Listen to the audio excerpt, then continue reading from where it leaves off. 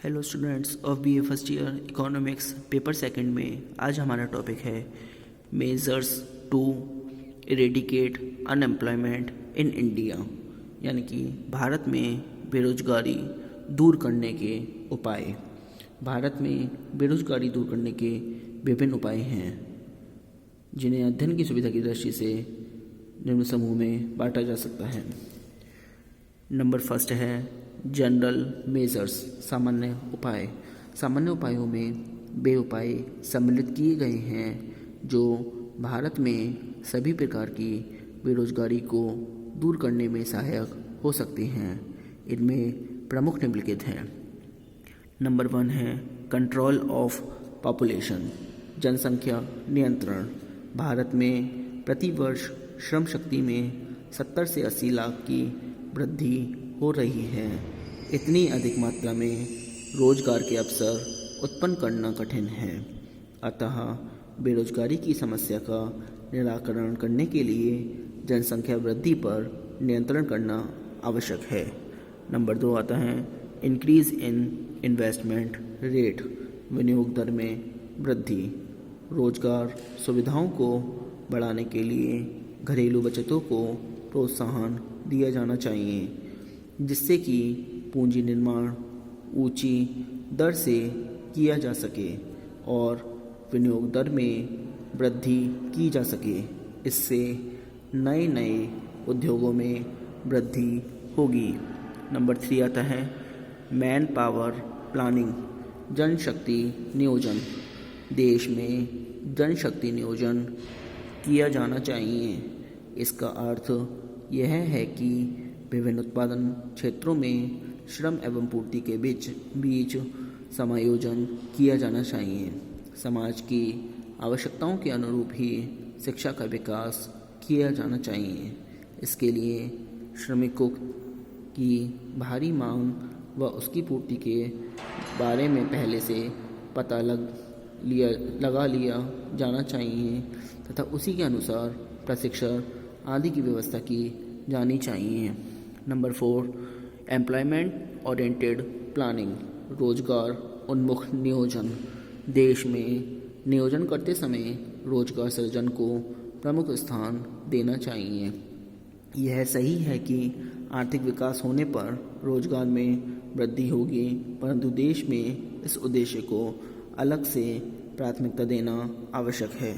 इस संबंध में जो नीतियाँ इस दिशा में बाधक दिखाई देती हैं उन्हें तुरंत हटा देना चाहिए। नंबर 5 आता है सर्वे ऑफ नेचुरल रिसोर्सेज, यानी कि प्राकृतिक साधनों का सर्वेक्षण। सरकार को प्राकृतिक साधनों का विस्तृत सर्वेक्षण करके उन संभावनाओं का पता लगाना चाहिए जिनसे नए नए उद्योग स्थापित किए जा सकते हैं। नंबर 6 सोशल रिफॉर्म्स, सामाजिक सुधार। भारत में सामाजिक ढांचे में उपयुक्त परिवर्तन किया जाए ताकि जाति प्रथा, पर्दा प्रथा, संयुक्त परिवार प्रणाली आदि के दोष दूर हो सकें और श्रमिकों की गतिशीलता में वृद्धि होकर रोजगार के अवसर बढ़ सकें।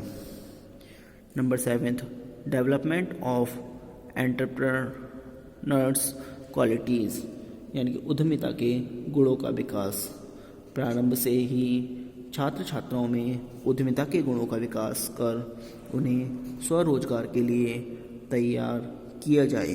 स्वरोजगार के लिए एक बार प्रेरित होने से व्यक्ति सरकारी अथवा निजी नौकरी की ओर नहीं भागता, बल्कि वह उपलब्ध साधनों की ओर कदम बढ़ाता है। नंबर 2 आता है स्पेसिफिक मेजर्स।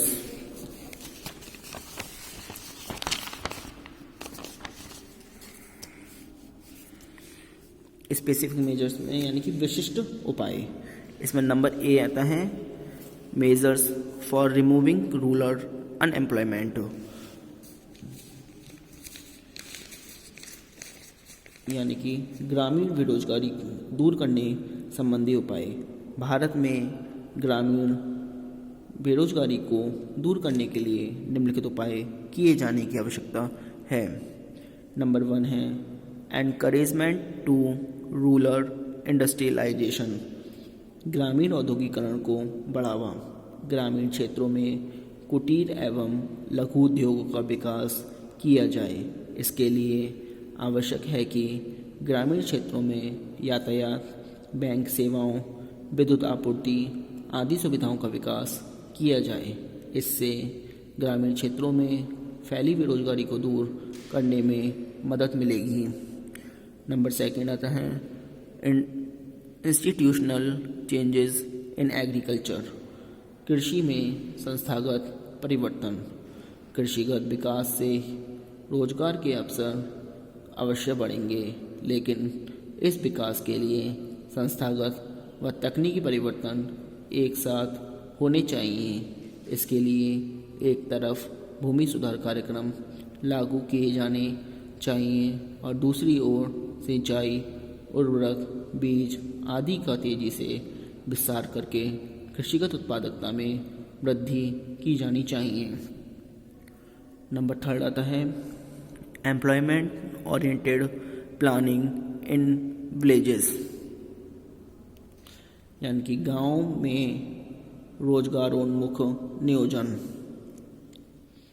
इसमें सुनिए, गांव में सभी प्रकार के व्यक्तियों के लिए रोजगार के अनेक अवसर उत्पन्न किए जा सकते हैं, लेकिन आवश्यकता है कि गांव को ठीक से बसाने की एवं उनका समुचित विकास करने की गांव में इंजीनियरों, ओवरसियरों, अध्यापकों को ठीक से बसाने की एवं उनका समुचित विकास करने की है।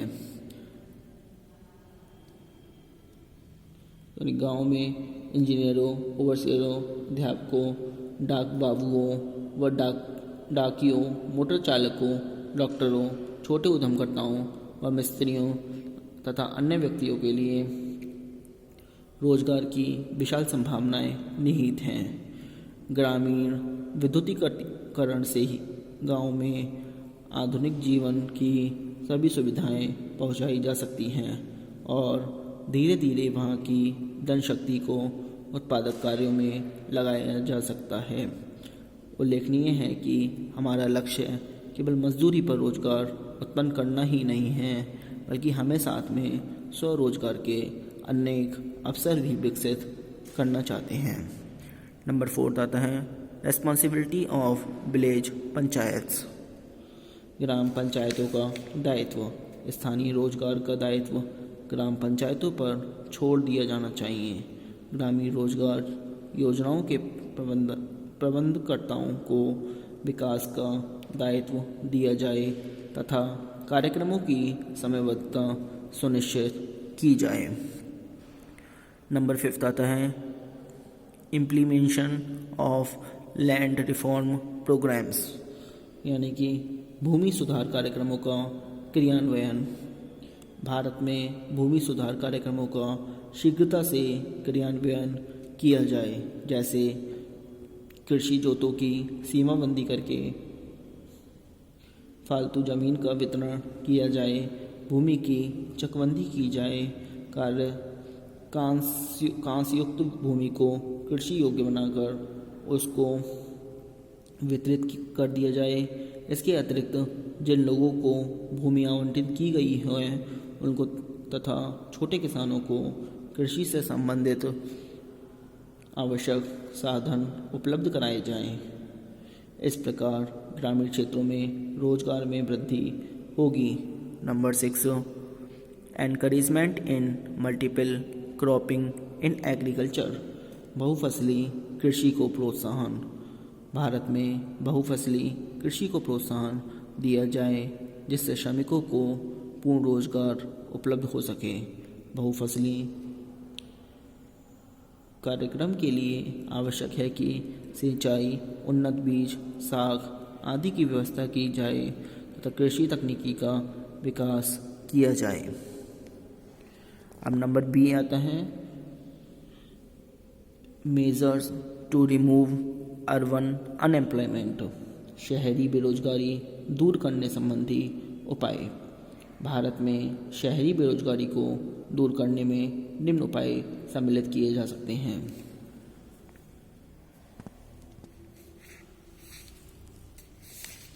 नंबर 1 है full utilization of production capacity, उत्पादन क्षमता का पूर्ण उपयोग। भारत में अधिकांश बड़े उद्योग अपनी स्थापित क्षमता का पूर्ण उपयोग नहीं कर पा रहे हैं। इसका प्रमुख कारण बिजली की पूर्ति, कच्चे माल, परिवहन सुविधाओं आदि का अभाव होना है। इन आधारभूत सुविधाओं के अभाव के कारण कई उद्योगों में क्षमता उपयोगिता बहुत कम है। अतः सरकार को इन कठिनाइयों को दूर करने का प्रयत्न करना चाहिए। क्षमता के अनुरूप उत्पादन होने से रोजगार की मात्रा में भी वृद्धि होती है। Number 2, encouragement to small industries, लघु उद्योगों को प्रोत्साहन। स्वरोजगार योजना को प्रोत्साहन देने के लिए वित्त, तकनीकी प्रशिक्षण, कच्चा माल तथा मशीनरी आदि की सुविधाएं उदारतापूर्वक उपलब्ध कराई जानी चाहिए। विभिन्न अध्ययनों से यह बात स्पष्ट होती है कि लघु उद्योगों की रोजगार निर्माण क्षमता बड़े उद्योगों की तुलना में बहुत अधिक होती है। अतः लघु एवं कुटीर उद्योगों को प्रोत्साहन देकर रोजगार के अवसरों में वृद्धि की जा सकती है। जापान, दक्षिण कोरिया, ताइवान आदि कई देशों में लघु उद्योगों का जाल फैलाकर रोजगार के अवसरों में वृद्धि की गई है। नंबर 3 आता है प्रैक्टिकल फॉर्म ऑफ एजुकेशन, शिक्षा का व्यवहारिक रूप। शिक्षित बेरोजगारी की समस्या को हल करने के लिए शिक्षा प्रणाली का पुनर्गठन किया जाना चाहिए। शिक्षा प्रणाली को व्यवसाय उन्मुख बनाया जाना चाहिए। शिक्षित बेरोजगारी की समस्या को हल करने के लिए शिक्षा को रोजगार उन्मुख बनाना आवश्यक है। इस उद्देश्य की प्राप्ति के लिए माध्यमिक स्तर पर व्यावसायिक पाठ्यक्रमों की व्यवस्था की जानी चाहिए। नंबर 4 आता है कंट्रोल ऑन लिमिटेड ऑटोमेशन, सीमित संचालन पर नियंत्रण। विगत वर्षों में भारत में उद्योगपतियों ने मशीनों के आधुनिकीकरण पर स्वचालन पर बहुत जोर दिया है। इसका कारण जहाँ उत्पादन क्षमता को बढ़ाना है वहाँ संभवतः श्रमिकों पर कम निर्भर रहना है, परंतु रोजगार की दृष्टि से यह नीति उचित नहीं है। नंबर 5 लिबरलाइजेशन पॉलिसी, उदारीकरण की नीति। भारत सरकार की 1991 की आर्थिक उदारीकरण की नीति के बाद से देश में विदेशी कंपनियों की भरमार हो गई है। इन कंपनियों द्वारा बृहत पैमाने के उद्योग की स्थापना का क्रम जारी है। आज के लिए इतना ही। Thank you very much.